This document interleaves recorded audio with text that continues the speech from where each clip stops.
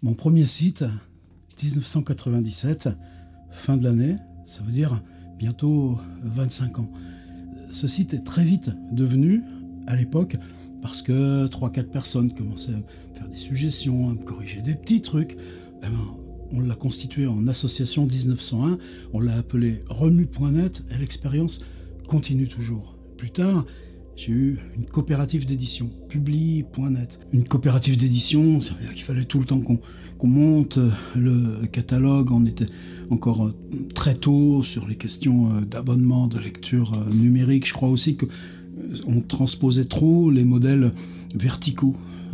Un est éditeur et l'autre est auteur, met pas les doigts dans la machine. Bon, après, je suis revenu à une autre expérience de revue. Ça s'est appelé Nerval FR. C'est toujours en ligne, déjà plus de 600 textes sur 4 ans. L'idée, c'était de travailler vers la prose longue.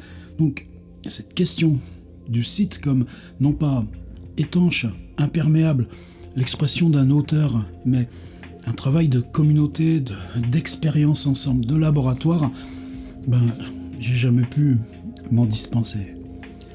Après, d'où ça vient? Moi, quand je suis arrivé en littérature dans les années 80, tout le paysage était fait de revues, digraphes, telles quelles, Minuit, sans doute j'en oublie, Change, TXT, qui structuraient cette espèce d'invention et de recherche, et ça, comme c'était important.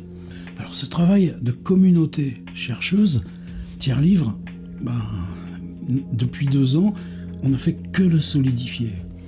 Non pas des ateliers d'écriture en ligne, même si ce côté laboratoire, j'y suis tellement attaché, mais le défi, c'était de faire le lien avec les projets personnels. Et des projets personnels qui vont jusqu'à l'édition. Et c'est là où l'idée de reconstituer une revue venait naturellement comme expression de ce qu'on rassemble tous ensemble dans nos zooms, dans nos échanges, dans nos chantiers. Et puis, faire des livres, on commence un petit peu à savoir faire. Mais voilà que maintenant, on peut les faire en couleur. Et là, pour moi, c'est le rendez-vous ici. C'est pas quelque chose qu'on fait sans émotion, mais ça, on le dit pas sur Internet.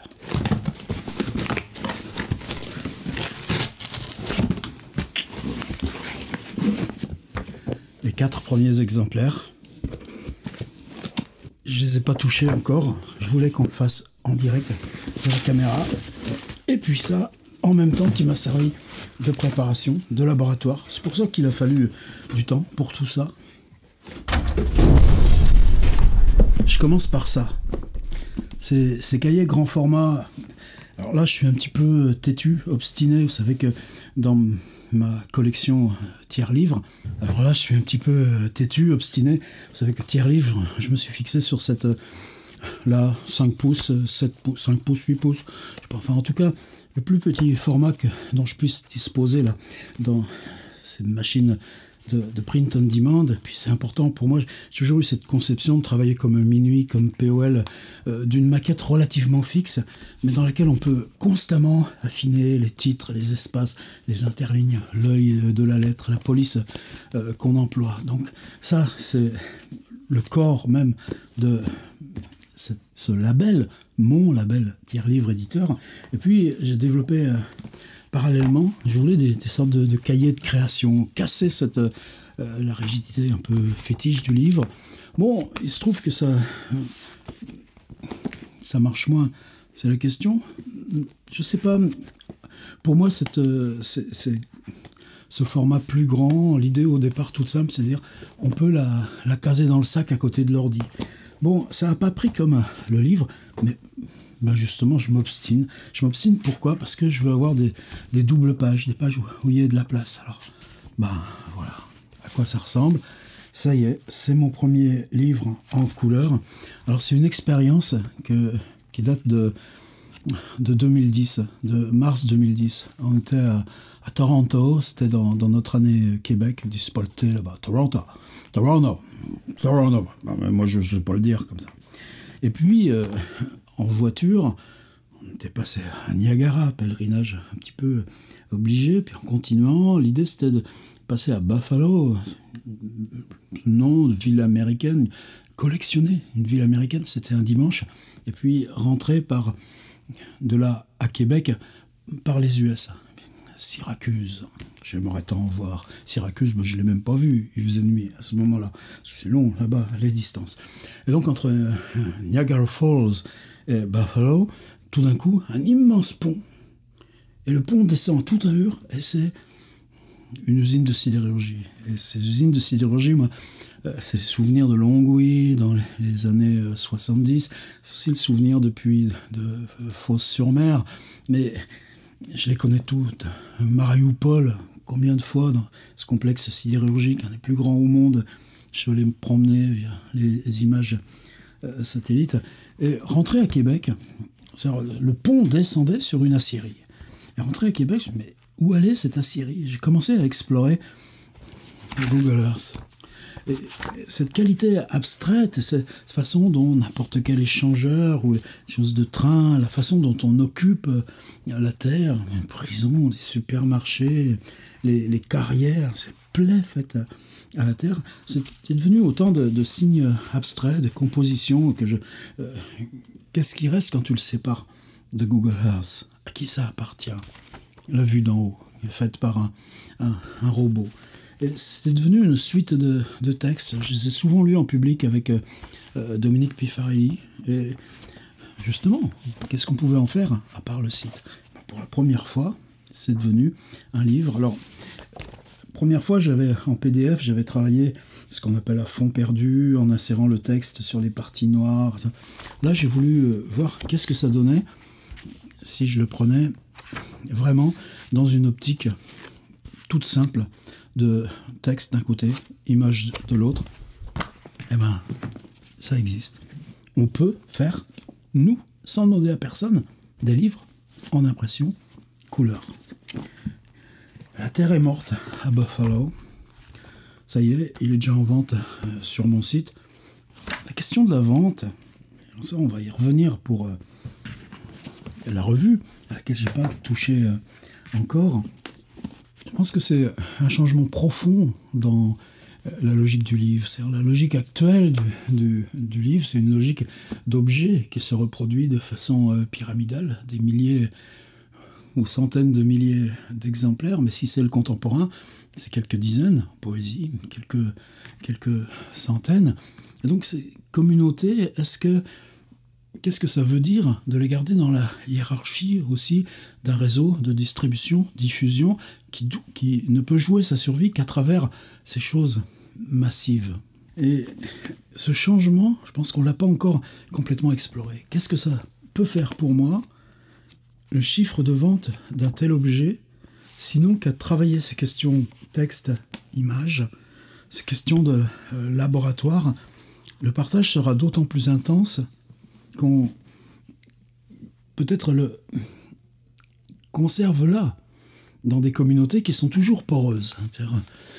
Ces messages qui vous viennent, ces liens qui se font par le site, ou là, comme ça, par les vidéos. Pour moi, aujourd'hui, évidemment, qu'est-ce que ça laisse à des années-lumière, ce qui continue de se reproduire dans les salons du livre, les fêtes. Je ne m'entre pas là-dessus. Mais il y a un moment où la réalisation de ces objets devient le laboratoire de recherche en même temps. Le web est constamment malléable, mobile, ouvert. On en détache des éléments. Et ces éléments sont plus fixes, plus lents. On se les approprie. Ils ont une ergonomie de feuilletage, de repérage, de mémorisation différente de celle du seul support numérique. Je crois que j'y suis désormais viscéralement attaché. Alors à quoi il ressemble cet objet? J'ai choisi un format carré.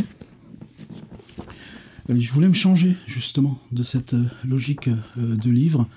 Il se trouve aussi que l'an dernier, j'ai eu plusieurs expériences comme ça de travaux faits par ces 21 sur 21. Aussi tout ce rapport qu'on a désormais aux photos carrées via Instagram. Je voulais quelque chose où les pages prennent un côté plastique en elles-mêmes. C'est-à-dire que ce ne soit pas simplement la lecture linéaire du livre, même comme ici, j'ai besoin de susciter cette écriture linéaire pour cette question-là même de la constitution de récit, mais la revue comme une sorte, non pas anthologie, non pas suite morne de textes, mais que la façon plastique d'organisation des pages incite à s'y arrêter, à rester un peu plus longtemps dans le texte, non pas dans une linéarité, puisqu'on change d'auteur évidemment à chaque texte, mais de s'y installer comme sur un fragment de territoire. Alors dans la longue macération de l'objet, il est très souple. Ce qui est étrange, c'est qu'on a 220 pages, 215 pages, donc c'est un objet quand même épais. Ça marche, quoi.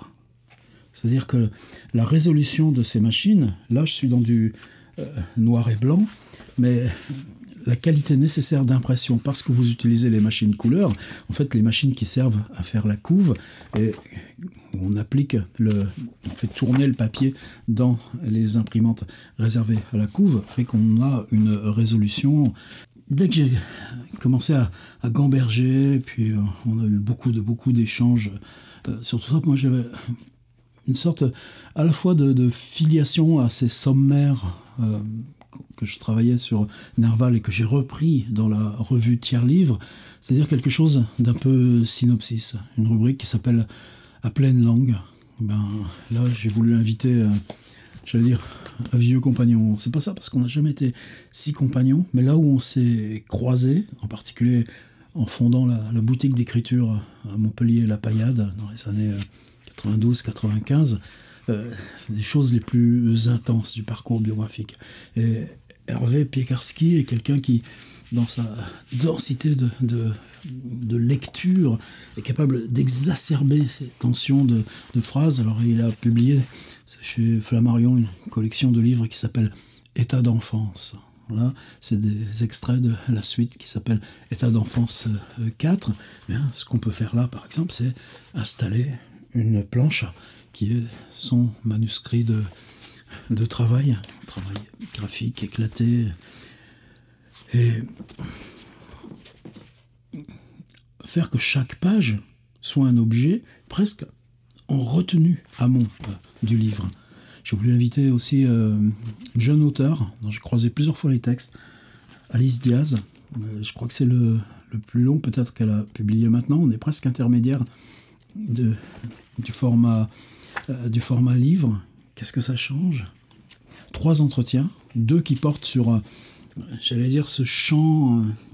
Est-ce que c'est un champ frontière, un champ intermédiaire, mais où justement la question première est celle de la publication numérique. C'est-à-dire pas les questions de numérique dans le code, en amont, les GitHub, les sources, les machins. Laissons-les s'amuser avec toutes ces cuisines. Mais qu'est-ce que change l'idée de la publication lorsqu'elle est numérique ? Et là, comment on utilise justement ici YouTube ? Qu'est-ce que ça change à la parole ? Qu'est-ce que ça change à l'expérience directe du réel ? J'ai pris 2 personnes qui ont rejoint l'expérience de la ville, Mylène Tournier, vous savez, qui fait des performances marché de 20 à 24 km, où avec son appareil, je pense c'est peut-être juste un téléphone même, elle retient comme ça les signes et organise un récit par ce décalage des signes rencontrés en permanence sur est-ce que c'est le hasard ? Ou est-ce que c'est simplement parce qu'on se positionne soi-même dans son champ d'écriture et qu'on s'en remet au réel ? Qu'est-ce qui se passe par là ? Et puis un autre, Patrick Muller, peut-être vous connaissez, un journal quotidien qui tournait à 3000 épisodes, tous les jours.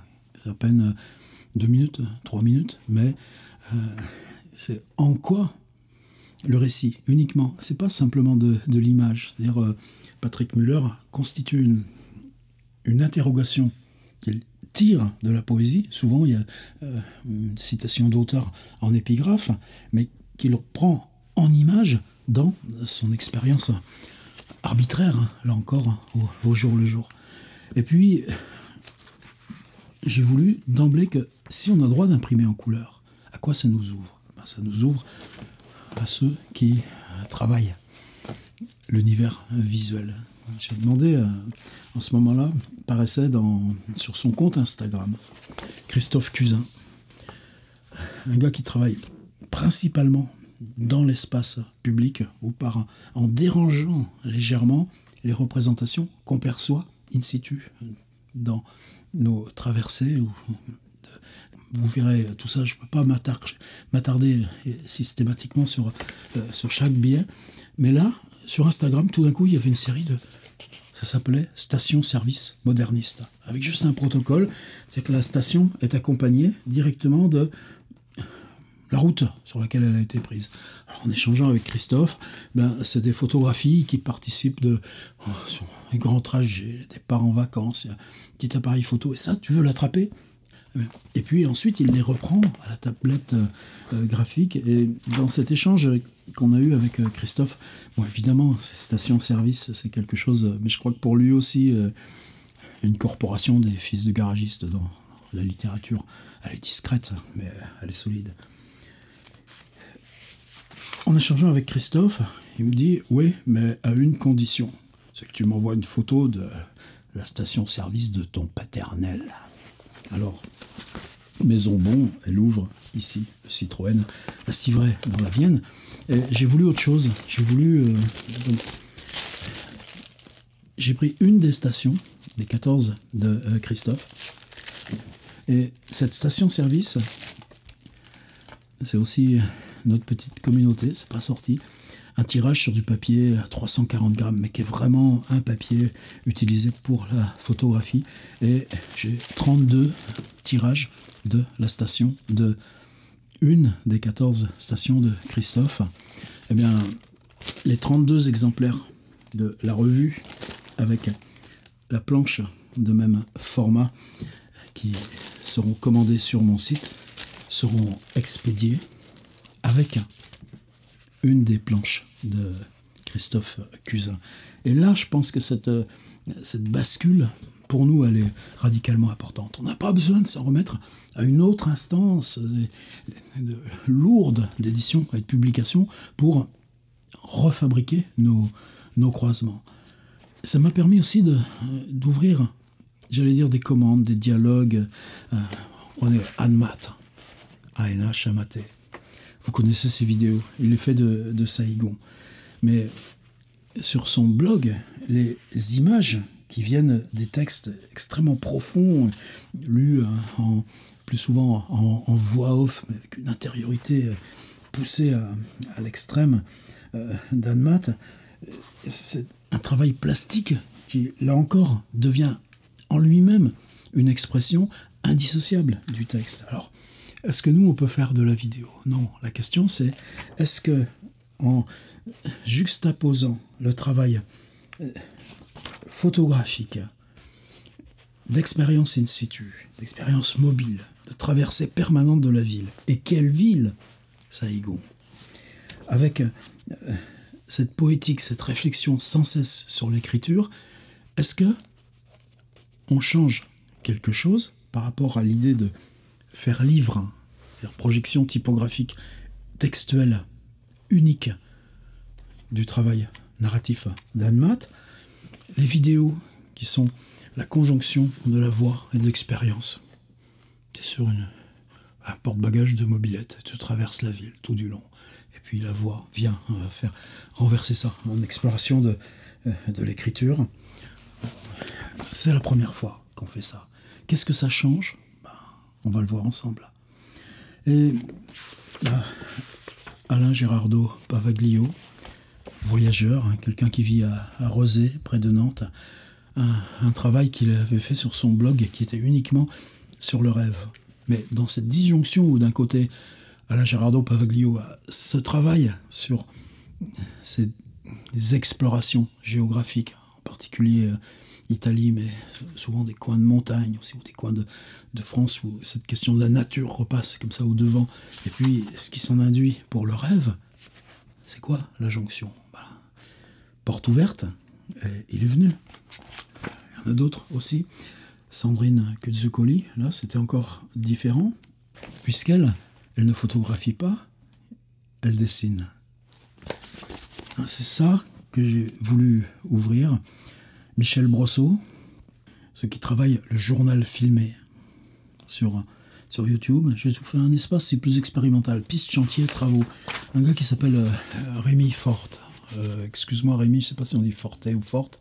En tout cas, c'est un gars dont j'ai eu, la première fois que j'ai découvert, je crois qu'il était dans une école de design, de typographie, je crois que c'était à Strasbourg. Et tout son travail s'articulait sur comment réinventer les lettres dans l'espace numérique, comment reporter dans l'espace numérique ce qui a fondé la complexité de la lettre. Et à un moment donné, donc là encore le dialogue avec lui, c'était la question de cette typographie. Oui, c'est une de nos frontières permanentes entre la police écran et ce travail-là que nous on mène sur la narration. Ça prend quoi? Qu'est-ce qu'il m'a envoyé? Il m'a envoyé 4 planches. On a le droit, et surtout de les honorer techniquement, parce que la résolution est fantastique. Je vais passer sur vous trouverez sur le site, là, n'oublions pas, 27 façons de ne pas cuire un œuf. Sébastien Bailly, dont vous connaissez sans doute aussi le travail en ce moment sur YouTube, c'est une quotidienne d'1 minute, format carré, en suivant ces espèces de catalogues de produits de grande consommation qu'on trouve dans les prospectus de supermarchés. Et chaque fois, ces produits qui sont l'asservissement à la grande consommation, il leur apporte un prénom et fabrique avec ça un récit qui redevient la critique de cet asservissement. Et tout ça, chaque matin, vous en avez une, et c'est en 1 minute, un objet, un prénom, un récit. Gracia Bedjani, ses vidéos-poèmes, vous les connaissez. Il y a aussi Gwendoniol, Marine Riguet. Un auteur que j'ai connu sous le nom de Fabien Laudic et qui vient de se réinventer sous le nom de Galien Sard. Ce qui m'avait beaucoup impressionné dans le travail de Fabien, avant qu'il se fixe sur son nom d'auteur, je pense, définitif, c'était comment la fiction approchait le réel uniquement depuis la couleur. 3e entretien, Daniel Bourrion. C'est quelque chose aussi pour moi qui était extrêmement important, une œuvre qui naît d'après un site, face écran. Et puis, je voulais aussi une rencontre avec l'entreprise gigantesque d'Atlas d'Éric Tabouchi, je ne sais jamais comment trop prononcer, c'est un mot japonais, Tabouchi, on se fixe dessus. Et puis Nelly Monnier, il y a des séries thématiques sur ce site qui s'appelle Atlas des régions naturelles, vous le connaissez aussi, mais la démarche très timide que j'ai faite, est-ce que vous m'autoriseriez à reproduire quelques-uns de vos hangars? Je pense que le mot-clé hangar est bien discret dans les 200 ou 400 mots-clés qui permettent d'explorer géographiquement aussi bien des couleurs que des questions industrielles, que des typographies, puisque l'exploration de l'Atlas devient infinie. Et moi, dans le dernier Alzheimer de ma mère décédée il y a 2 ans, il y avait souvent une espèce d'obsession qui restait comme un espèce de personnage à l'intérieur d'elle. C'était j'ai vu un hangar, j'étais au hangar, il y avait ce mot hangar, je n'ai jamais su à quoi ça correspondait, j'ai voulu m'expliquer avec ça. Et Eric et Nelly m'ont accordé de reproduire, m'ont envoyé des clichés bonne résolution de 7 de ces hangars. Et là aussi, le dialogue, c'est quoi? C'est qu'à un moment donné, toi, t'arrêtes ton texte. Et tu laisses l'image pleine page. Il se passe quoi? Dans cette question synopsis, bon, il était hors de question. Au mois de mars, on devait avoir un projet commun avec Joseph Pontus. Vous savez, ce livre, fabuleux renouvellement du rapport de l'écriture au travail, entre les lignes. J'ai repris 2 textes d'hommage, un d'Éric Poindron, un de Jeanne Sautière, mais c'était la manière que Joseph Pontus soit avec nous. Alors, c'était pour vous présenter la revue. Si vous allez vous balader sur le site, vous allez trouver une partie des choses qui sont en ligne, par exemple le texte d'Anne Matt, par exemple les entretiens Mylène Tournier, Patrick Muller ou Daniel Bourrion, hein, déjà des centaines et des centaines de lectures, et qu'est-ce que ça fait plaisir. Il y a aussi, tiens, comment il est sorti. J'avais demandé à Olivier Toussaint. Olivier est quelqu'un qui est un proche de Daniel Bourrion, et avec un troisième larron qui depuis s'est fait éditeur. Ils ont fait des grands road trips aux US, en Australie. Et Olivier a réalisé en Lorraine des portraits d'ouvriers, un livre qu'il m'a demandé de préfacer. J'en suis hyper fier. Des gens en situation, là, dans leur usine. C'est-à-dire que la façon dont se retranche le corps derrière les habits, tous les outils, devient finalement ce qui remplace presque, pour certains, l'expression du visage. Et pourtant, ça en dit tellement sur notre rapport à la transformation des choses ou à la logistique, leur circulation. Et c'est Olivier qui m'a confié 3 portraits de Daniel. Là, il a fallu organiser, sans son autorisation, qui est une double page avec le portrait de l'artiste. Il va me falloir du temps pour m'approprier l'objet. Qu'on puisse rester souple avec 220 pages. Le format carré, là, je crois que je vais le garder. Quelque chose là, si on se dit qu'on explore une épaisseur et un format, quelque chose qui peut générer pour les prochains numéros. L'appel à texte est déjà sur le site. J'ai pas fini ma petite phrase juste avant.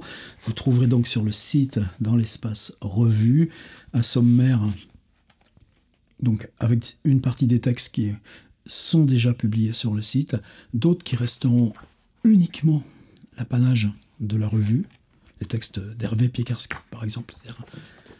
Est-ce que c'est légitime aujourd'hui sur Internet d'organiser le rare ? Quelque part, on en a fini avec cet axiome.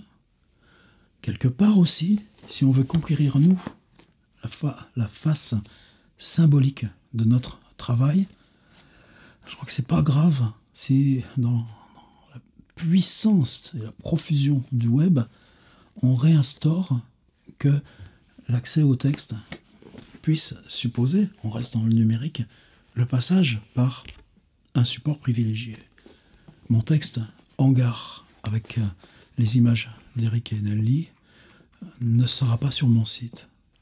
Ça, c'est nouveau pour moi aussi. Mais en tout cas, vous trouverez les bios, les liens. C'était ça aussi, moi, au départ.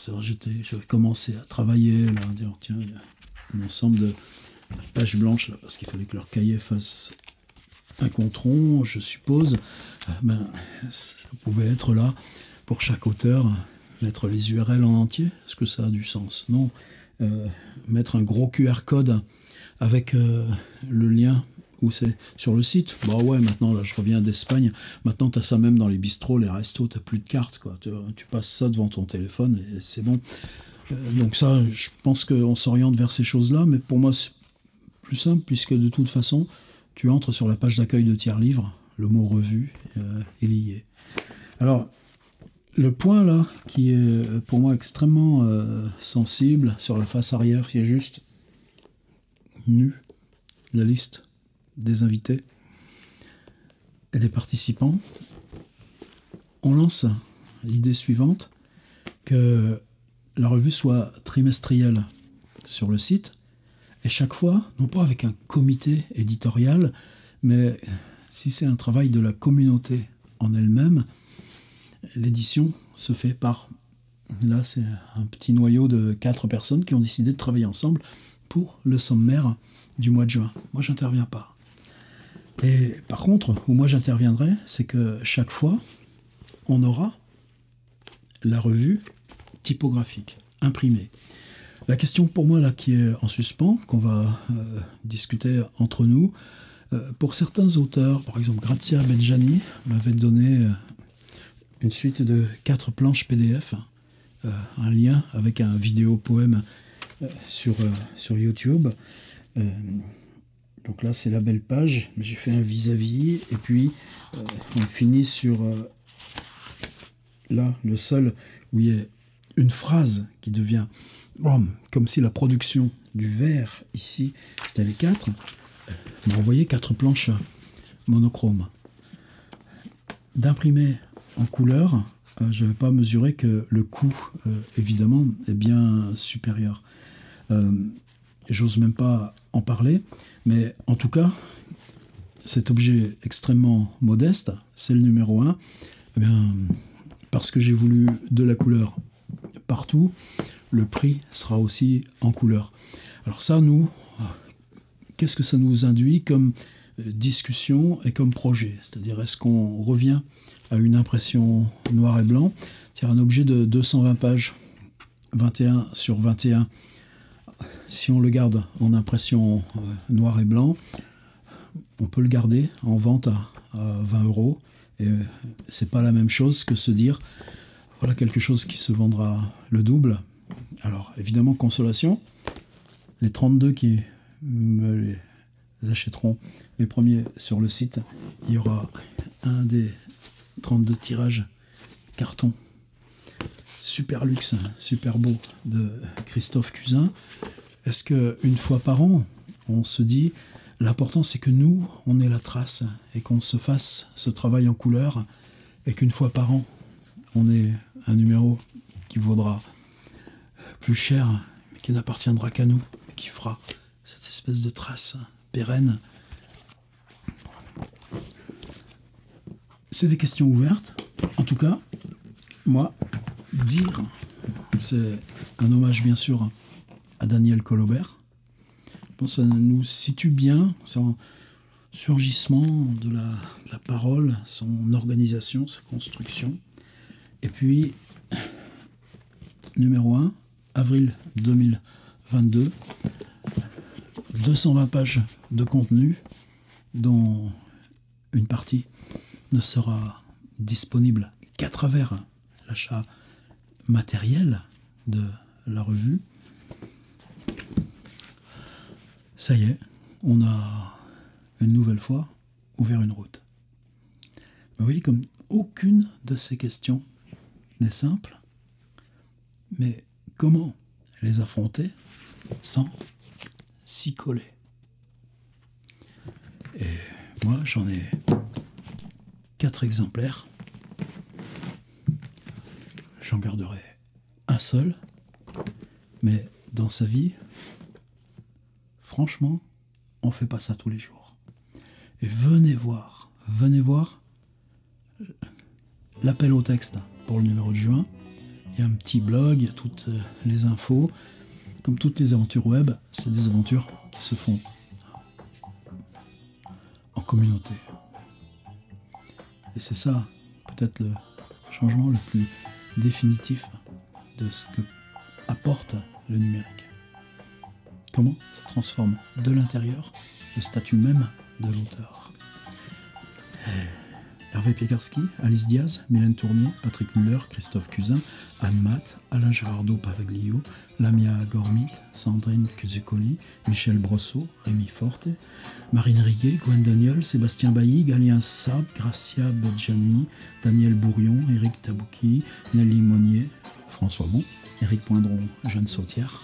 Eh ben, moi je vous dis un gros merci. Et j'insiste bien, ce qui fait la force de l'impression à la demande, c'est que ce sont des livres qu'on fait pour soi. Dans mon catalogue, il y a des livres que je ne fais que pour offrir. Commandez celui-ci, et puis un autre. Vous l'aurez, petit livre à offrir. C'est ça aussi qui nous change, qui nous aide dans tout cet écrasement, dans cette mutation. Qu'on puisse s'amuser un peu, mais fraternellement.